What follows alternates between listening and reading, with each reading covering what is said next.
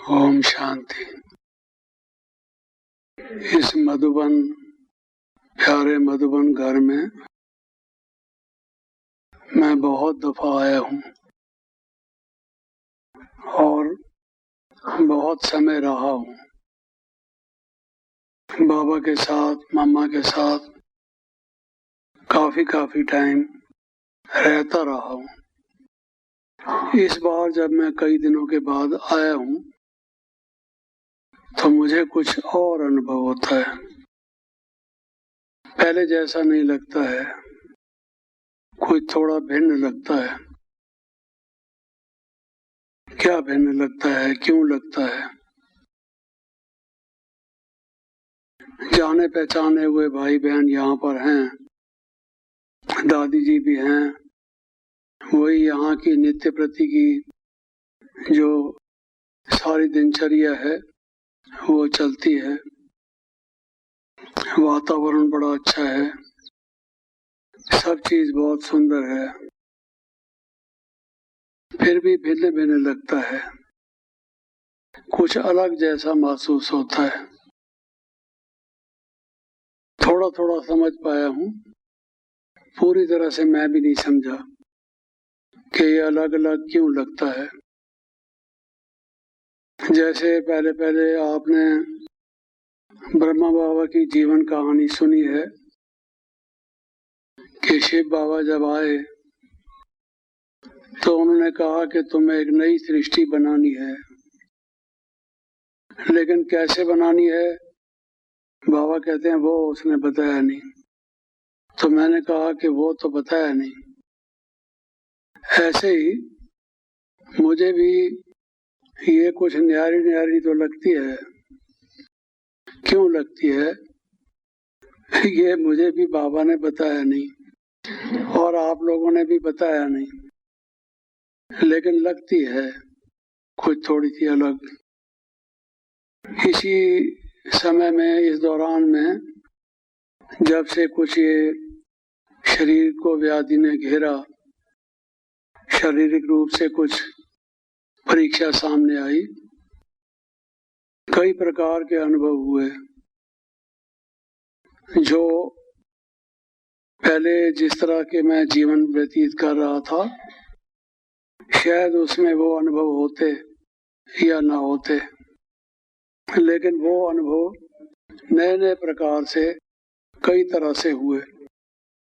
वो एक लंबी डिटेल है, लेकिन एक बात,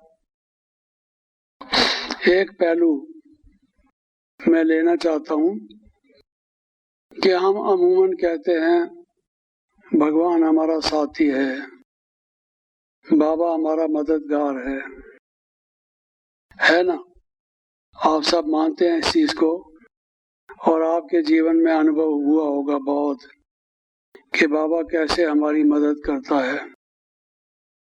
कई परिस्थितियां आपके सामने आई होंगी जिसमें बाबा ने आपकी मदद की, उससे आपको अनुभव हुआ और निश्चय पक्का हुआ, बाबा से और ज्यादा गहरा संबंध जुटा।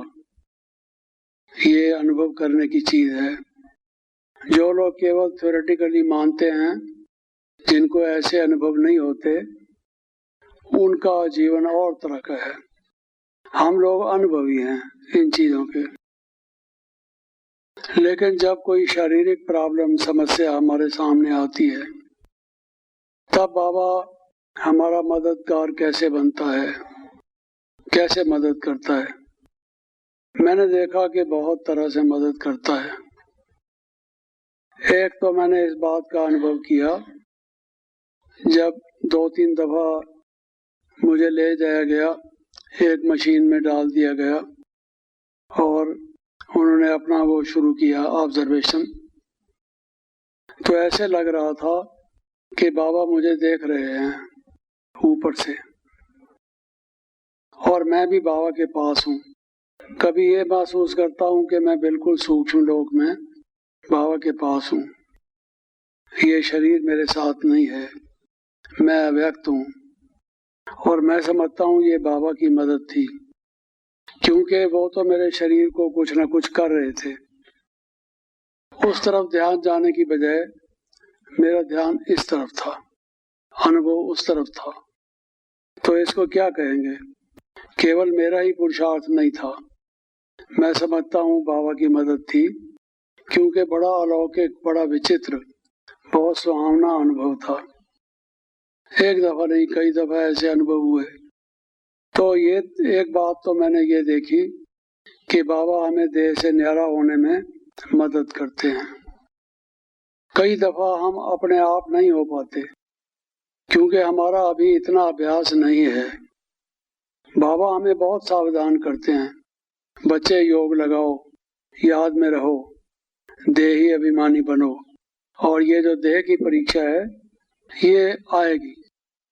बाबा ने कहा हुआ है कि और जो परीक्षाएं होती हैं, एग्जामिनेशन होते हैं, उसके पेपर पहले से आउट नहीं होते। लेकिन मैं आपको पेपर के जो आने वाले प्रश्न हैं वो भी पहले से एक दो बता देता हूँ।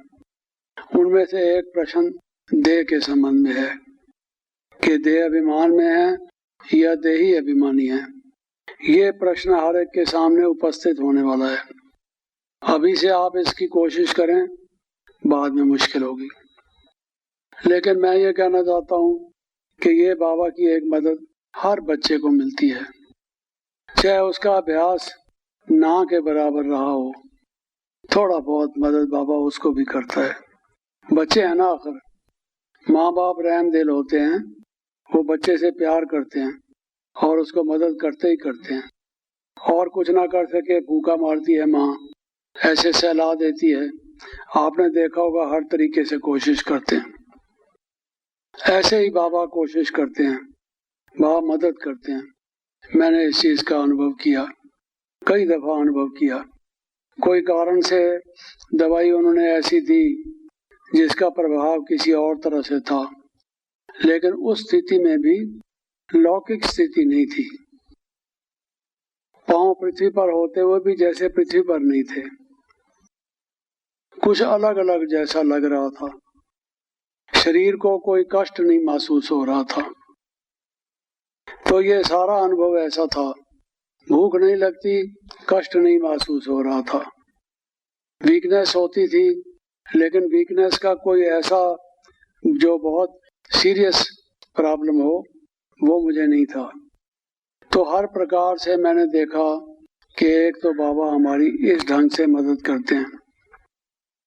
दूसरा, जो हमारी दादियां हैं, वरिष्ठ बहनें हैं, इनकी बहुत मदद मिलती है, बहुत मदद मिलती है।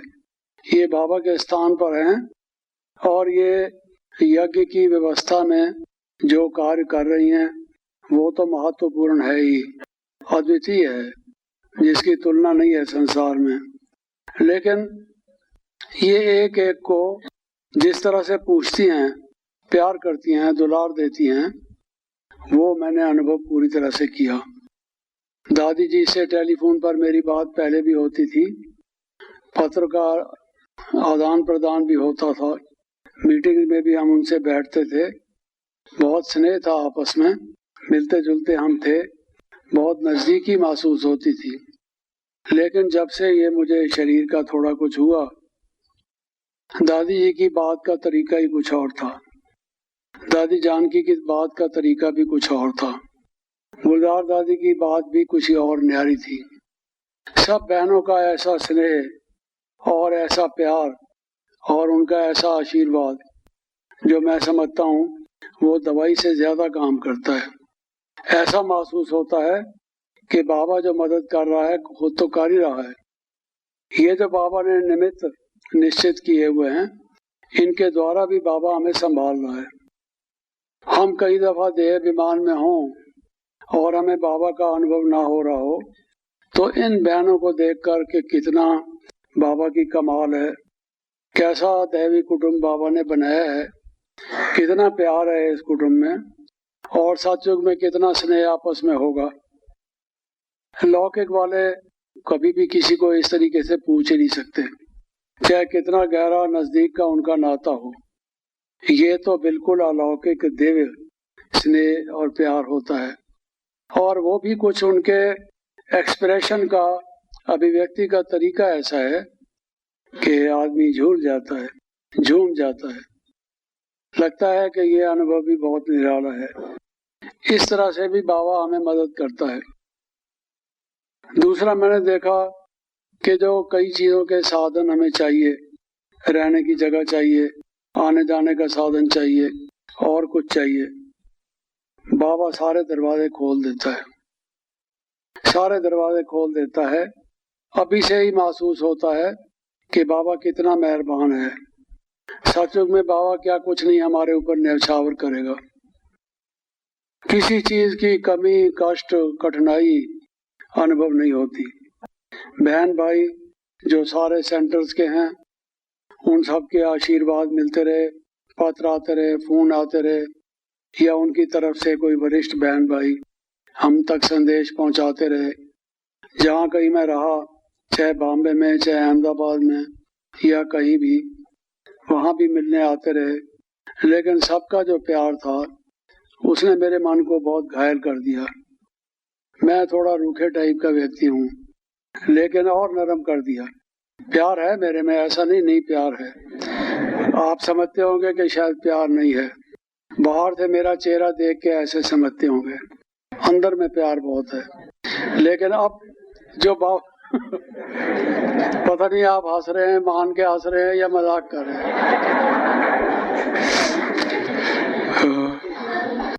तो अभी जो बड़ी बहनों ने, दादियों ने प्यार दिया, लगभग रोज,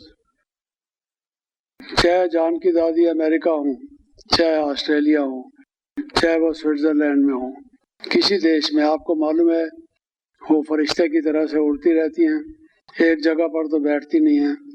जहाँ कहीं भी हो, उनका लगातार फोन आता रहा। रात के 10 बजे, 10:30 बजे, सुबह को 5:30 बजे, क्योंकि टाइम डिफरेंस होता है एक देश का दूसरे देश तक। हमारे 10:30 बजे होंगे, उनका कुछ और टाइम होगा, लेकिन फोन उनका लगातार आएगा। कैसे हो मेरे मीठे भाई, ऐसे बोलती है जैसे माँ बच्चे को बोलती हो। कैसे हो मेरे मीठे भाई, इस ढंग से बोलती है। और फिर जिस ढंग से बात करते हैं, आदमी का जो शरीर का कष्ट होता है वो दूर हो जाता है। ये बाबा की मदद कोई कम नहीं है।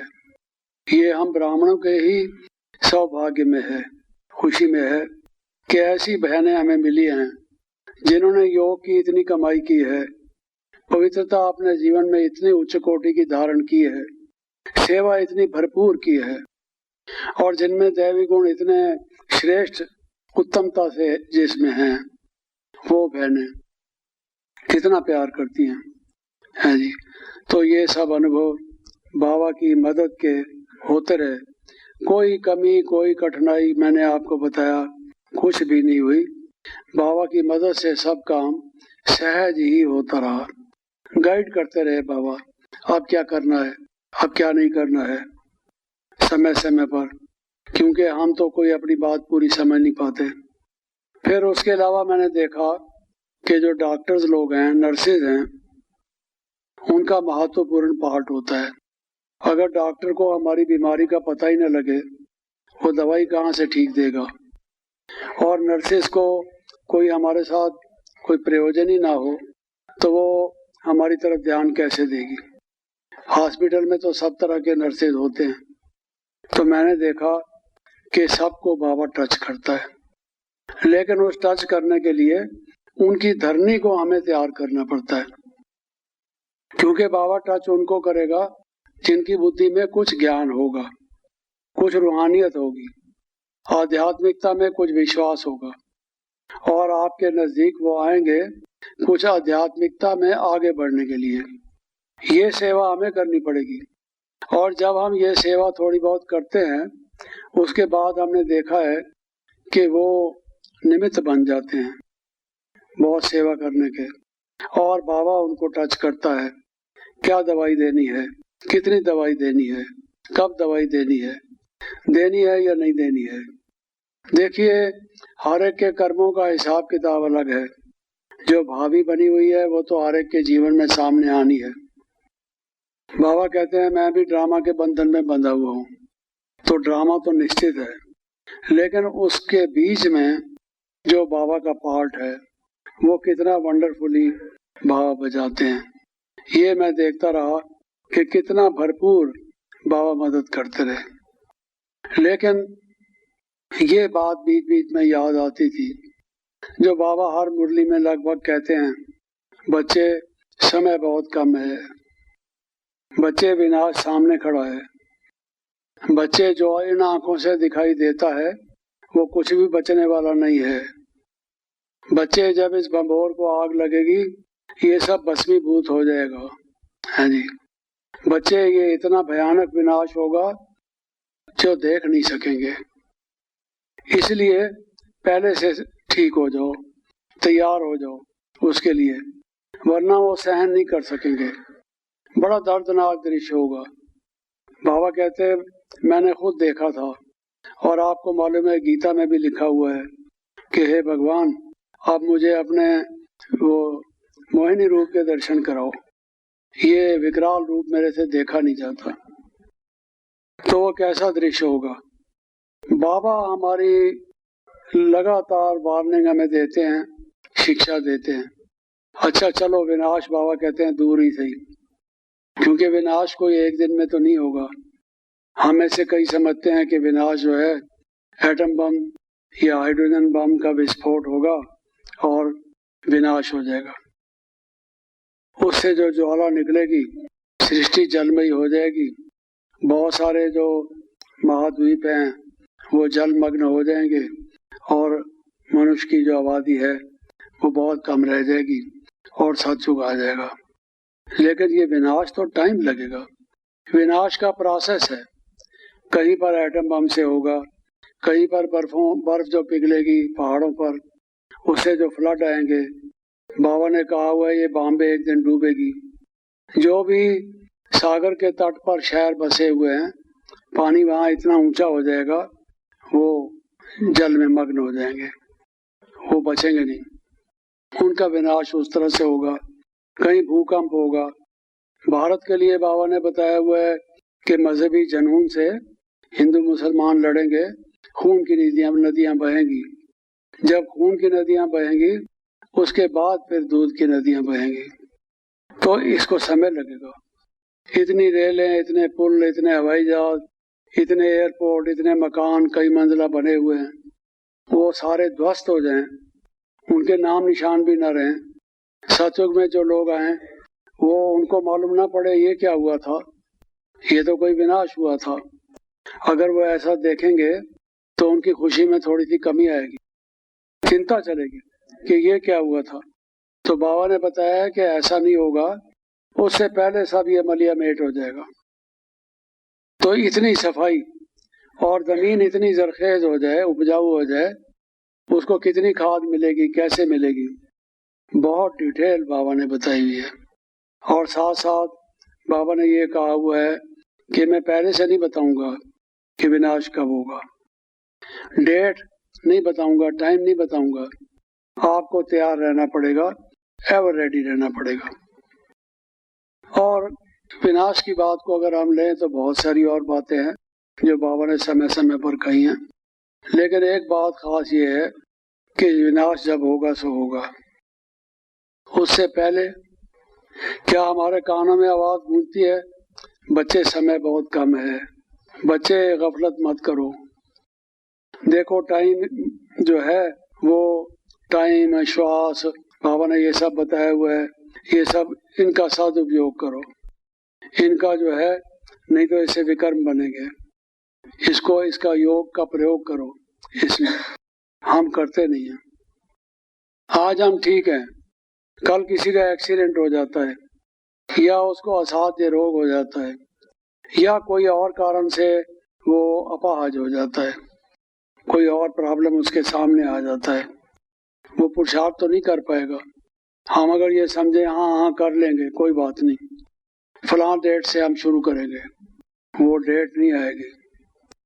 अगर हमने अभी तक या अभी से लेकर भी सावधान होकर इस बात पर ध्यान नहीं दिया कि हम अपना भाग्य ऊंचा बनाएं, अपने ऊपर भी कुछ ध्यान दें, स्वोन्नति के लिए कुछ करें, तो नतीजा उसका बहुत खतरनाक होगा।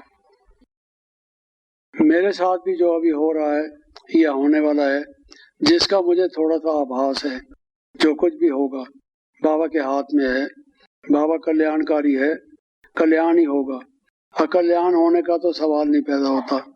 लेकिन अगर मैंने अपने जीवन का समय व्यर्थ किया होता, लफड़ों में गया होता, झगड़ेबाजी की होती और टाइम अपना खराब किया होता, बजाय सेवा में लगे रहने के और पुरुषार्थ करने के, अनमोल समय जो सारे कल में एक बार मिलता है, अगर इस तरीके से हाथ से निकाल देता तो मैं समझता हूँ आज मुझे खून के आंसू आते हैं कि पता नहीं कैसा टाइम मेरा आ रहा है, कितने दिन का जीवन और है या नहीं है।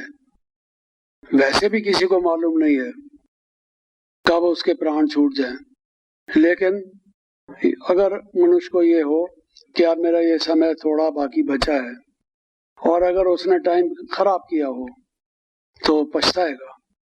बाबा कहते हैं खून के आंसू बहाएगा कि भगवान आए, उन्होंने मुझे सावधान किया, बार बार जगाया, बहुत प्यार से बार बार मुझे याद दिलाया, रिपीट किया, मैंने उसका ध्यान नहीं दिया, टाइम खराब कर दिया।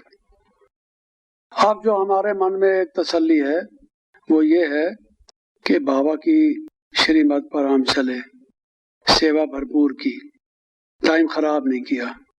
जो भी टाइम था, देखिए हम परफेक्ट नहीं हुए, परफेक्शन तक हमने काम नहीं किया, लेकिन जितना समझ थी बाबा की बातों को जहाँ तक समझा, कोशिश की उसको जीवन में लाने की।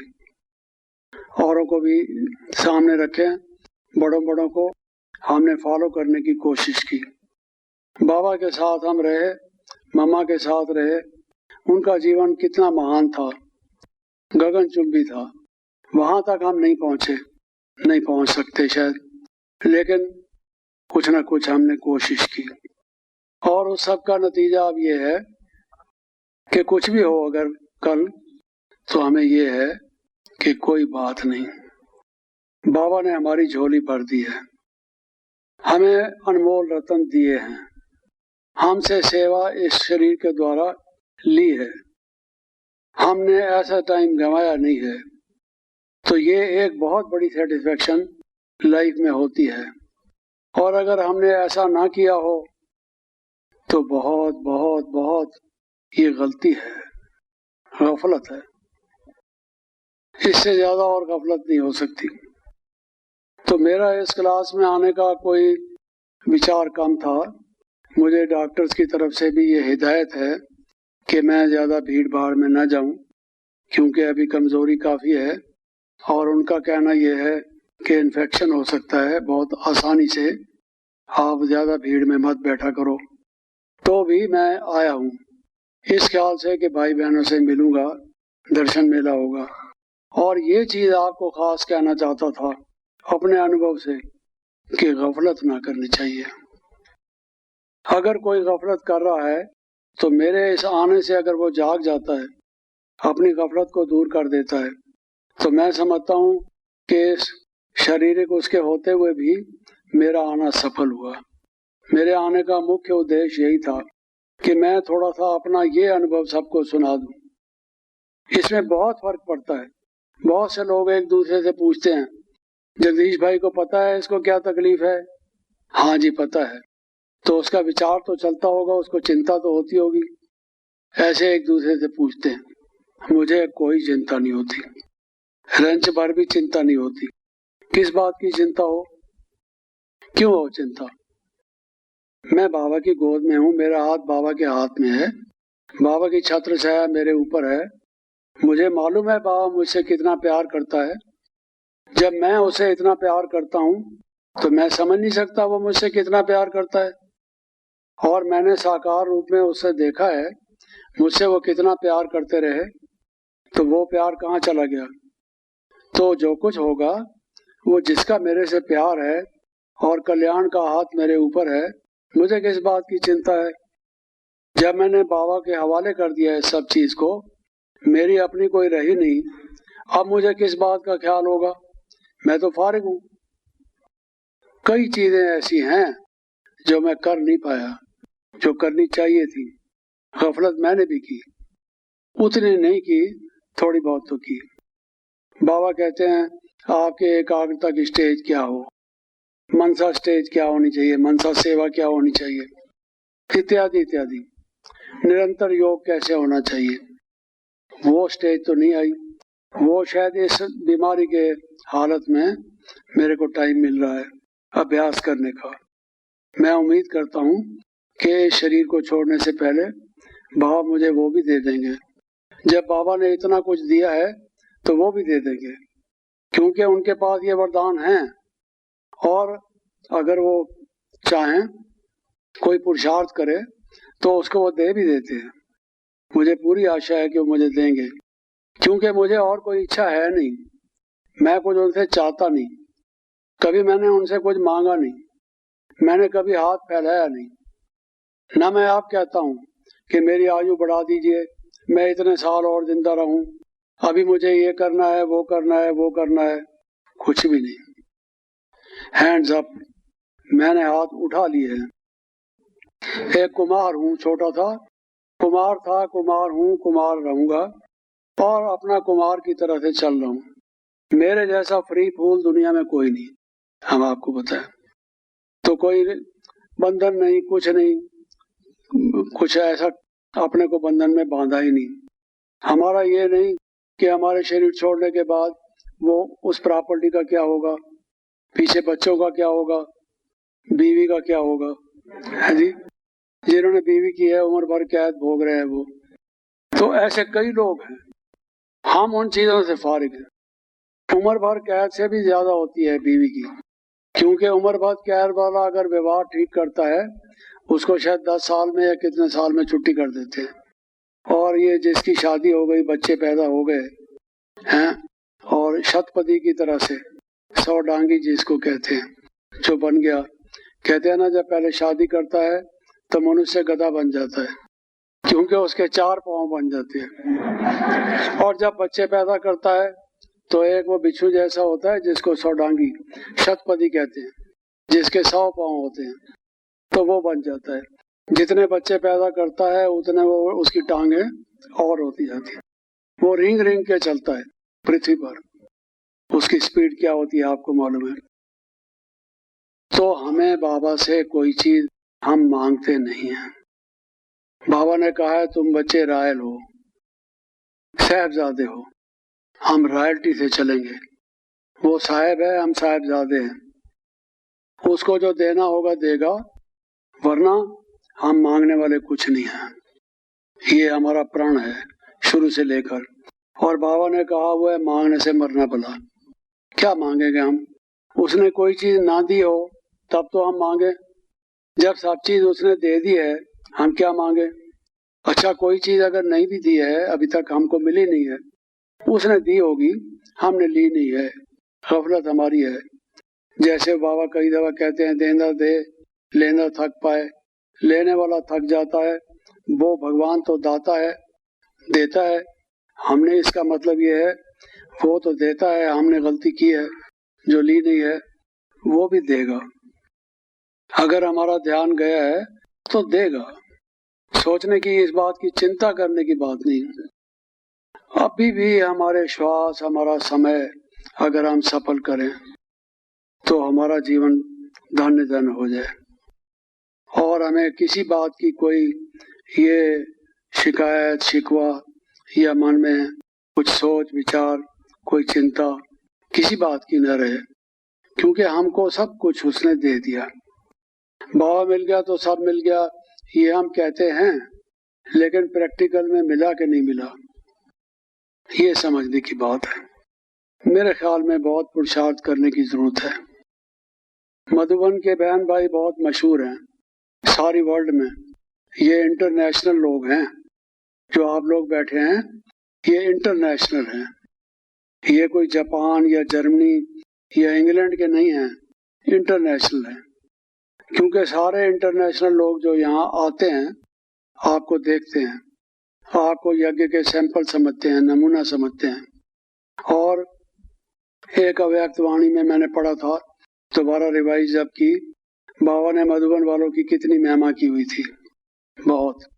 और इसमें कोई शक नहीं, कॉमन सेंस से भी अगर हम सोचें, आप लोग लकी हैं, यहाँ रहते हैं, ये तो बाबा की कर्तव्य भूमि है। हम तो यहाँ से जहाँ कहीं जाते हैं हमें बाबा घूमते हुए दिखाई देते हैं। यहाँ से मैं आया, यहाँ बाबा रैकेट से खेलते थे हमारे साथ। वहाँ जाता हूँ तो बाबा की कुटिया है, यहाँ बाबा से कई दफा मैंने बात की होगी। बाबा ने कईयों के लिए पत्र लिखकर मुझे दिए होंगे कि ये फलां फलां को दे देना। बाबा ने अपने हाथों से टोली खिलाई होगी। ये कुटिया वो है, मेरे सामने वो दृश्य घूमते हैं। फिर जब बाबा के कमरे की तरफ जाते हैं, भले वो आप थोड़ा चेंज कर दिया है कमरा, उसमें बाथरूम लैट्रिन था, निकाल दिया, और कई चीजें चेंज की हैं, उसको जगह को इंक्रीज करने के लिए किया है। लेकिन बाबा का जो चारपाई है, बाबा का जो गद्दी बिछी है, वो वही है, वैसे ही थी। और वहां जब हम कभी बैठते हैं, बाबा से क्या बात होती थी, किस मौके पर क्या बाबा ने कहा था, बाबा का वो चितवन, बाबा की वो सुंदर मूर्त, वो क्या निराली थी। बाबा जब यहाँ से चलकर हमें ले जाते थे पहाड़ी पर, क्या ठाठ थे, क्या फरिश्ते जैसी चाल थी। दुनिया में ऐसी किसी की चाल हो नहीं सकती।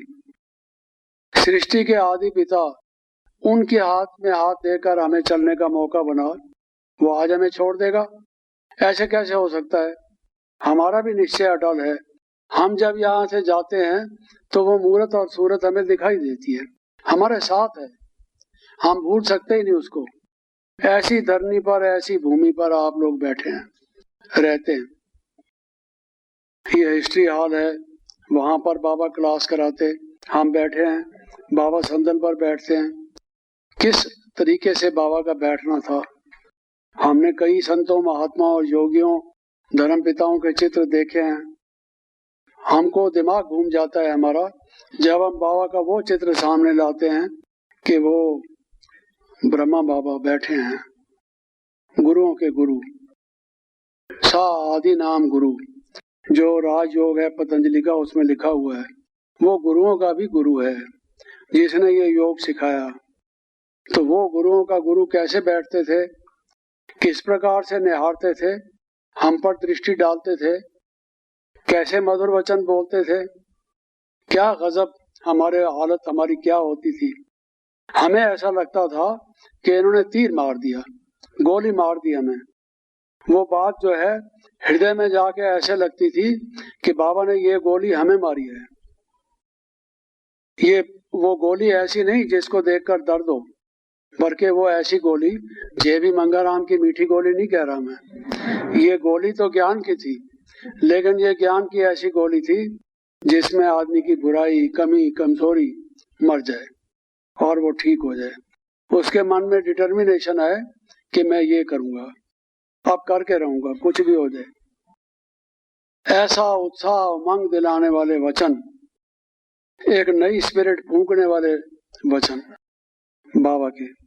और वो बैठक उठक, चलना फिरना, यहाँ से सड़क पर हम जा रहे हैं, कभी पहाड़ी पर चढ़ते हैं, कभी नक्की लेक पर बैठते हैं, कोई बच्चा गीत गाता है, ना ये चांद होगा ना तारे रहेंगे, मगर हम हमेशा तुम्हारे रहेंगे। बाबा की तरफ देखते हैं, बाबा हमारी तरफ देखते हैं। आप जरा अंदाजा लगाइए कैसा दृश्य होगा जब बाबा को ऐसे संबोधित होकर और इस प्रकार के गीत गाते हैं। फिर बाबा गोद में लेकर हमें प्यार करते हैं, गालों पर थपथपाते हैं, सिर पर हाथ फेरते हैं। वो दिन कितने अच्छे दिन थे, वो दिन हमने देखे हैं। फिर और हमें क्या चाहिए, किस चीज की इच्छा है, क्या जरूरत है हमें, आप बताइए। तो मैं अपने लिए तो जहाँ ये समझता हूँ कि मैं सौभाग्यशाली हूँ, कोई कहे या ना कहे, माने या ना माने, मैं अपने आप को खुद मियाँ मुट्ठू बन के कहता हूँ मैं सौभाग्यशाली हूँ, क्योंकि मैंने बाबा से ये सब पाया है। लेकिन मेरे दिल में एक अरमान है, बाबा की प्रत्यक्षता हम नहीं कर सके। अरे विवेकानंद को संसार जानता है, आर्य समाज के स्वामी दयानंद को जानता है, रामकृष्ण परमहंस को जानता है, अरविंद की बात करता है, और जो सारी सृष्टि का इतना ऊंचा शिक्षा देने वाला, जो सत्युग की स्थापना करता है, हाय हम उसका प्रत्यक्षता नहीं कर सके। मेरे मन में आता है इतने, और बाबा ने हमें तरीका बताया है कि बच्चे जब आप लोगों की स्थिति ऐसी होगी तब बाबा की लोगों को प्रत्यक्षता होगी। वैसी स्थिति हम बनाएं जिससे लोगों को मालूम पड़े कि उसने तो एक शिष्य बनाया विवेकानंद को, और अरविंद के आज कौन से शिष्य हैं बताइए? विवेकानंद के बाद फिर कौन हुआ? कुछ भी नहीं। और यहाँ पर हजारों लोगों को बाबा ने इतना महायोगी बना दिया और वो फरिश्ते बन जाएं, देखने में देवता साइलेंस में घूम रहे हैं, और उनकी दृष्टि इतनी पावरफुल, उनकी स्थिति इतनी महान, वो कहीं छिपी रहेगी? वो हम कर नहीं पाए। वो प्रत्यक्षता हमारी बाबा की हम कर नहीं सके। आश्चर्यचकित हो जाए, देखते ही रह जाए, वहां से उठे ही ना, जाने का नाम ही ना ले। ऐसी स्थिति हमारी हो, चुंबक की तरह से आकर्षक के जो बैठने वाला है वो समझे जीवन है तो यही है। यहाँ से उठ के कहाँ जाऊंगा? संसार में और ठोर कहाँ है? अरे मैं यहाँ बैठा हूँ, मेरे लिए स्वर्ग यही है। ऐसा हमें अभी तक कोई एक भी नहीं है। मैं ऐसा समझता हूँ, ये कमी कमजोरी हमारी है। तो इस बात को इस दफा जो मैं कह रहा हूँ, इसको सुनने से अगर मैंने वो चीज नहीं की, आप में से कोई करते हैं, आप सभी मिलकर करते हैं, तो ये मेरी भी इच्छा की पूर्ति होगी। मेरी और कोई इच्छाएं नहीं है, ये इच्छा है जो बाबा हमसे एक्सपेक्टेशन करते हैं। तो मैं ये कह रहा था कि जो मधुबन रहने वाले हैं वो तो ऐसे स्थान पर रहते हैं और लोग उनको इस दृष्टि से देखते हैं, जब यहाँ आते हैं तो यही भावना लेकर आते हैं।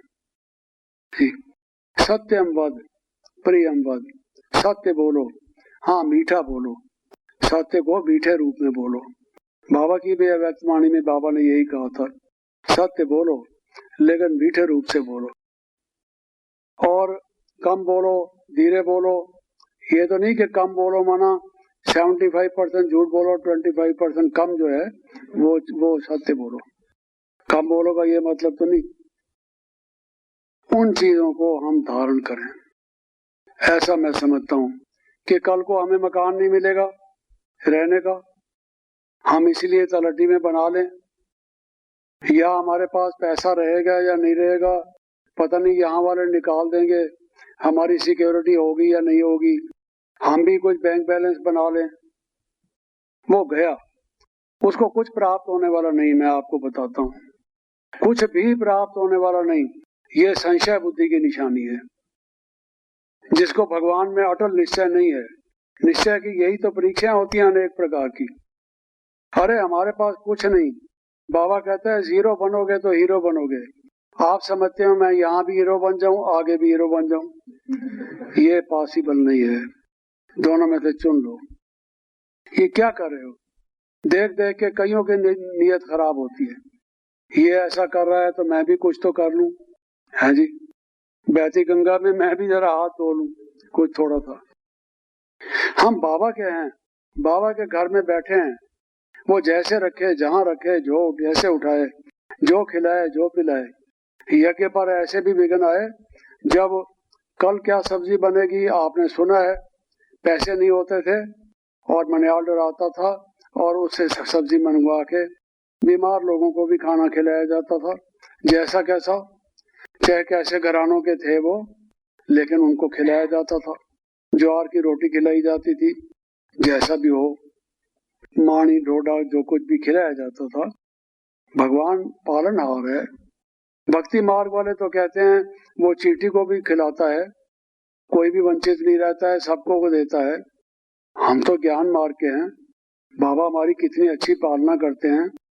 इससे ज्यादा बढ़कर कोई और पालना करेगा, हम कर लेंगे। हमने आज मकान बनाया, कल को उसकी आग लग जाए भस्म, हमने क्या पाया? हम मनुष्य के मन कुछ और, ईश्वर के मन कुछ और। बंदा जोरे पली पली, राम लुढ़ाए कुप्पा। तुम बनाते रहो, वो एक ही बार बहा देगा, करते रहो। तुम गलत काम करते हो, दिमाग में गलत काम आता है। हे प्रभु, हे भगवान, हे शिव बाबा, हमारे को सद्बुद्धि देना।